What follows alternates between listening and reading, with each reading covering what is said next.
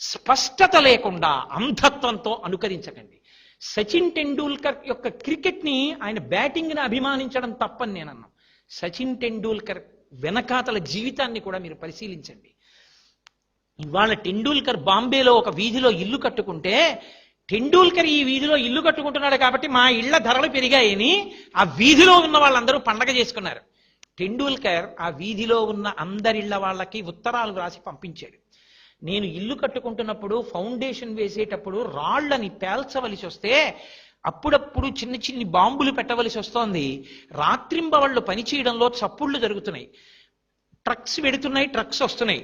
దీనివల్ల ఆ వీధిలో ఉన్న మీ అందరికీ ఇబ్బంది కలుగుతోంది. కానీ ఈ వీధి అంతా ఒక కుటుంబం అయితే రేపొద్దున్న అమ్మ కడుపులోంచి ఒక పిల్లవాడు బయటికొచ్చి ఆ కుటుంబంలో కొడుకో కూతురో అనిపించుకోవడం కోసమని వాడు అమ్మ కడుపులోకి ప్రవేశించినప్పుడు 9 నెలలు అమ్మ ఎన్నో వికారాల్ని కష్టాల్ని భరిస్తే తప్ప ఆ కుటుంబంలోకి ఆ తల్లి కడుపులోంచి ఒక బిడ్డడు రాలేనట్టు మీ అందరూ కష్టాల్ని తల్లిలా ఓరిస్తే తప్ప మీ కుటుంబంలోకి సభ్యుడిగా నేను అక్కడ ఇల్లు కట్టుకోలేను. మీకు కలుగుతున్న కష్టానికి నన్ను క్షమించవలసినది సంతకం పెట్టి ఉత్తరాలు పంపాడు. ఆయన సోషల్ రెస్పాన్సిబిలిటీని మీరు అలవాటు చేసుకోండి.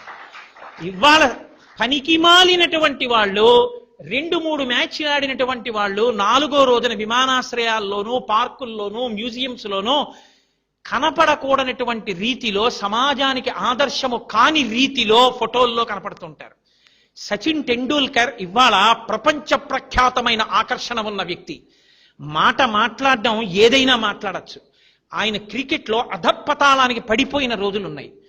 పేపర్లో అతని మీద పెద్ద పెద్ద ఆర్టికల్స్ రాసేసిన రోజులున్నాయి. అతను నేల మీద పడిపోలేదు. నేను అదే మీతో అన్నది. ప్రతి వాడికి ఉత్థాన పతనాలు ఉంటాయి.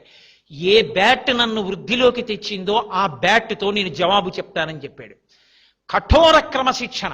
24 గంటల్లో 24 గంటలు ఏసీలో ఉండగలడు, ఏసీ కారులో వెళ్ళగలడు.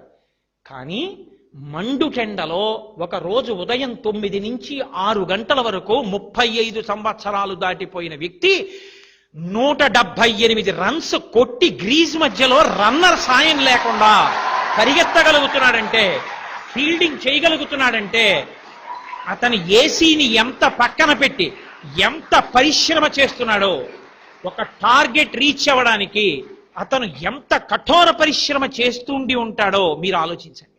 కించిత్తు జీవితంలో పైకొస్తే ఇంకా తమ పుట్టిన దగ్గర నుంచి అలాగే పుట్టి పెరిగినట్టుగా అతుక్కుపోతారు ఆ భోగాలకి.